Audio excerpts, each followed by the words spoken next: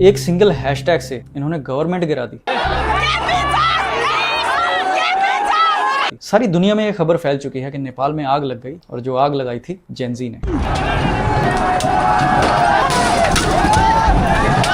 Wait, stop right there. इससे पहले कि आप इन हेडलाइंस को बिलीव करो, let me try to show you the complete picture. इन राइट्स से पहले नेपाल की गवर्नमेंट ने एक कई पेजेस का प्लान प्रिपेयर कर लिया था सोशल मीडिया को दबाने की। सितंबर मंथ की शुरुआत में कहानी सारी दुनिया को ये सुनाई जा रही थी कि ये जेनजी तो वो जनरेशन है जिनको बस अपनी मौज मस्ती से मतलब। इन्होंने अपने सिर्फ सोशल मीडिया के चक्कर में पूरा देश में तबाही मचा दी। और ये पिक्चर शायद पेंट करने की इसलिए कोशिश की जा रही थी ताकि सारी दुनिया से असलियत छुपाई जा सके। जेनजी प्रोटेस्ट तो बस एक लेबल है जिसके पीछे एक बड़ी प्रॉब्लम को छुपाने की कोशिश चल रही है। असल में तो ये राइट्स करप्शन के खिलाफ एक ऐसी मूवमेंट थी जो सारी दुनिया के लिए एग्जाम्पल और लेसन दोनों है। नेपाल में ये जो भी हुआ उसको समझने के लिए हमें थोड़ा पीछे जाना पड़ेगा और उस हैशटैग को समझना पड़ेगा जहां से ये सब कुछ शुरू हुआ था। So let me tell you about a student who posted a video that changed everything. उसका क्राइम बस इतना था कि उसने पॉलिटिशियंस के बच्चों की पेरिस की शॉपिंग की वीडियोस शेयर करी थी और साथ में ये कंपैरिजन दिया था कि उसके क्लासमेट्स तो किताबें भी नहीं खरीद पा रहे। और ऐसे ही वीडियोस पूरे नेपाल में बहुत ज्यादा सर्कुलेट होने लग गए जहां पर पॉलिटिशियंस के बच्चे ऐश की जिंदगी जी रहे थे और आम आदमी के पास खाने के भी पैसे नहीं थे। और हैशटैग ट्रेंडिंग हो चुका था नेपो किड्स। और ये जो हैशटैग था ये सिर्फ ट्रेंडिंग नहीं था, 15 मिलियन से ज्यादा इसके एंगेजमेंट थे उस वक्त तक जब तक सोशल मीडिया बैन हुआ था। महीनों से नेपाली सोशल मीडिया बहुत गुस्से में था।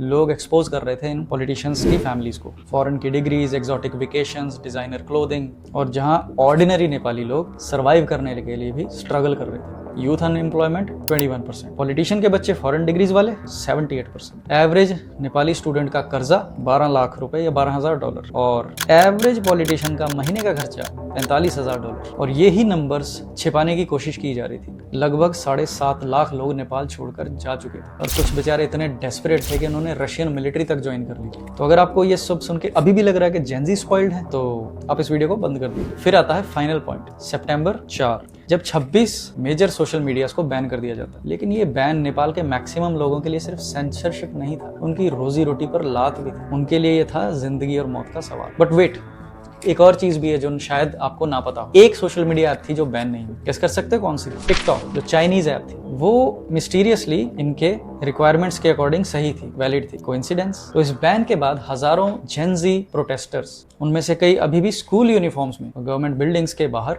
पहुंच गए। और फिर हुआ कुछ ऐसा जहां गवर्नमेंट की चॉइस ने सब कुछ बदल दिया। सुबह 11 बजे एक एनजीओ हम ही नेपाल ने एक प्रोटेस्ट अरेंज किया था और एक प्रोटेस्टर ने एक सीसीटीवी पर पत्थर मार दिया और वो पत्थर एक बहाना बन गया गवर्नमेंट के लिए जो नेक्स्ट उन्होंने किया। साथ ही साथ पुलिस ने पहले पानी के कैनन्स, फिर टीयर गैस और फिर लाइव एम्युनिशन, रियल असला।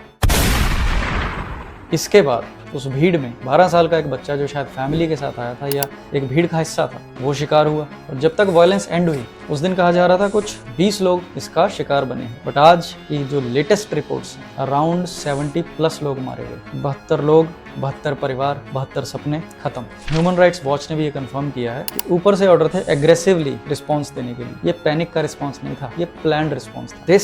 This is when everything change. गोलियां चलाई गई थी शायद जिस आवाज को दबाने के लिए, उन्हीं गोलियों ने उस आवाज को आग की तरह भड़का दी।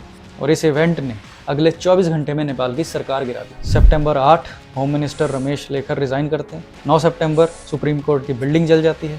सिंह दरबार पैलेस कॉम्प्लेक्स जला दिया जाता है। पीएम प्राइवेट रेजिडेंस को चकनाचूर कर दिया जाता है। और सितंबर 9 को ही त्रिभुवन इंटरनेशनल एयरपोर्ट 24 घंटे के लिए बंद हो जाता है। लाखों लोग सड़कों पर आ गए। लेकिन यहाँ स्टोरी एक ऐसा टर्न लेती है जो शायद किसी ने एक्सपेक्ट नहीं किया होगा था। बहुत सारे लोग जो माँ बाप, दादा दादी, वो भी इस प्रोटेस्ट में थे। ये जेनजी रेवोल्यूशन तो रहा ही नहीं था, ये नेपाल का रेवोल्यूशन बन गया। और वही इंसान जिसने सोशल मीडिया को बैन किया था टू प्रोटेक्ट नेपाल, अब वो फरार हो रहा था नेपाल से, उन्हीं लोगों से बचने के लिए जिनकी सेवा की उसने कसम खाई थी। अब इस सब में क्या लेसन है, क्या गुड है, समझने की कोशिश करें। क्योंकि बहुत से लोग इस प्रोटेस्ट के बाद बोल रहे हैं कि ये बहुत बढ़िया हुआ, कुछ लोग बोल रहे हैं ये बहुत गलत हुआ। अब मैं गलत हुआ या सही हुआ की साइड में नहीं, मैं सिंपल कुछ पॉइंट्स रखना चाहूंगा जिनको समझना जरूरी है। So let's talk about the good first. ये प्रोटेस्ट साइन था यूनिटी का यूथ में। ये साइन था कि नई जनरेशन लाइफ में कुछ करना चाहती है। It gives us a lesson that asking questions and keeping people in power accountable is important. हमारे देश की बात करें, यहाँ पर तो लोग पॉलिटिशियंस को ब्लाइंडली फॉलो करते हैं आजकल, और होपफुली ये सारी दुनिया के पॉलिटिशियंस को बुरे कर्मों का क्या फल होता है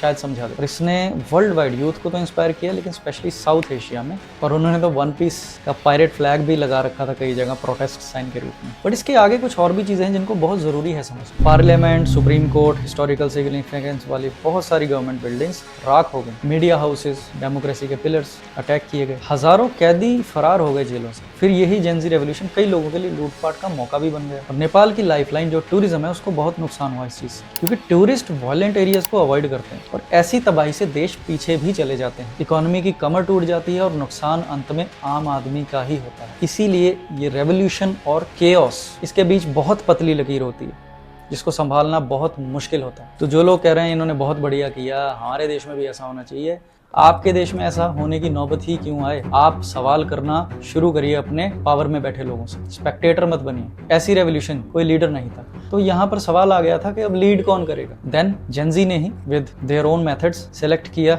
सुशीला कर्की, जिन्होंने गवर्नमेंट लीडरशिप को एक्सेप्ट किया और नेपाल की पहली वुमेन प्राइम मिनिस्टर बनी, जो फॉर्मर चीफ जस्टिस भी थी। उन्होंने आते ही कहा कि my team and I R not here for power. हम 6 महीने से ज्यादा नहीं रहेंगे और रिस्पॉन्सिबिलिटी नई पार्लियामेंट को हैंड ओवर कर देंगे, ये उनका कहना था, जो कि होपफुली एक अच्छा बदलाव है। कब हमने लास्ट टाइम ऐसा किसी लीडर को कहते सुना था कि उसको पावर नहीं चाहिए और वो अपना राज गद्दी किसी को दे देगा। रिसेंट डेवलपमेंट्स जो अभी हुई हैं, पार्लियामेंट डिसॉल्व कर दी गई और 5 मार्च 2026 के लिए इलेक्शन का शेड्यूल कर दिया गया। 13 सितंबर को 1 मिलियन यानी कि 10 लाख नेपाली रुपए कंपनसेशन हर विक्टिम की फैमिली के लिए अनाउंस किए गए। जो बेचारे जिनकी मौत हुई थी उनको शहीद का दर्जा दिया जाएगा। तो यहाँ पर हमें क्या समझना है, रियलिटी ब्लैक एंड व्हाइट नहीं होती कि ये सही हुआ या गलत हुआ, रियलिटी ग्रे होती है। क्योंकि एक तरफ जो रियल जेनजी वो नेपाल की सफाई में भी लग गए, दूसरी तरफ उन्हीं में से कुछ लोग लूटपाट और तोड़फोड़ कंटिन्यू कर रहे थे। वो चाहते थे कि ये सब ऐसे ही मचा रहे। तो दुनिया दोनों तरह के लोगों से भरी हुई है, जो ग्रोथ प्रोस्पेरिटी में बिलीव करते हैं और उनके एक्शंस वही बता रहे हैं। और ये है हमारे जमाने का पैराडॉक्स।